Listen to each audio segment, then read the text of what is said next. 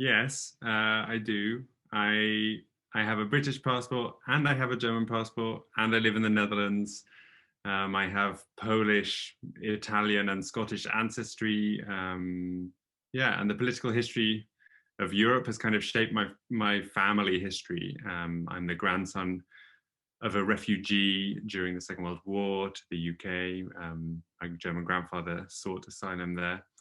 And yeah, obviously, all of this doesn't make me more European than someone who doesn't have this kaleidoscopic family history, but it does make it easy for me to pinpoint why I feel European.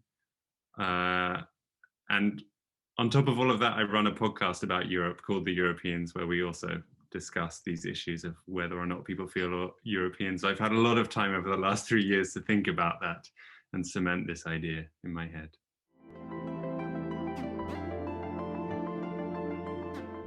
I should say moving from the UK to the Netherlands 6 years ago, but in all honesty, it was actually the Brexit vote, sadly. It was a wake-up call, I think, for a lot of people, but especially for me. Yeah, it led me to apply for German citizenship. That was one of the big changes I had, which I applied for under the basic law, whereby they give citizenship to descendants of German victims of the Nazis. As I mentioned before, my grandfather fled Germany, but also my great grandfather died in a camp in Theresienstadt.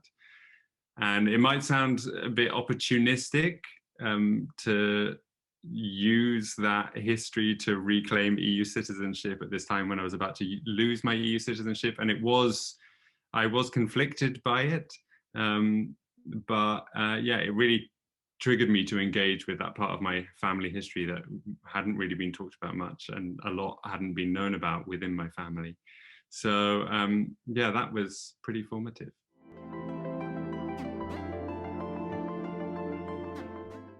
Sadly, there are a few to choose from, but I think the worst moment has been the failure of European countries to find a way to decide how to house and welcome the thousands of refugees that are living on Greek islands in despicable circumstances. Maybe it's not exactly a moment because it's 4 years, but I think Trump being in power in America made me realize how special the EU is.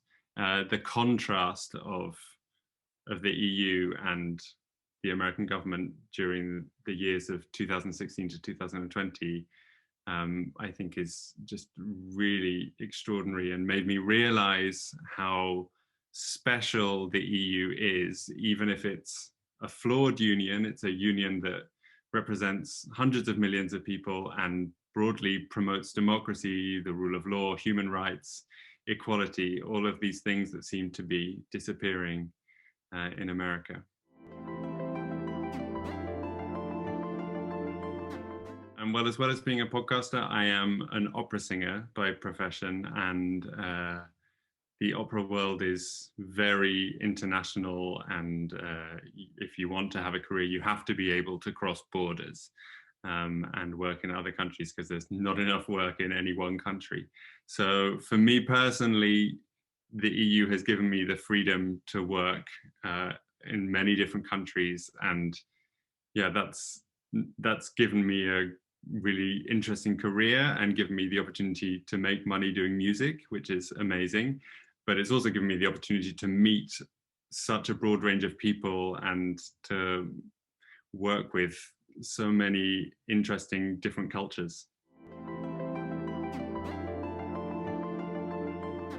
I would love it if the EU found a way to reach carbon neutrality even before their current goal of 2050.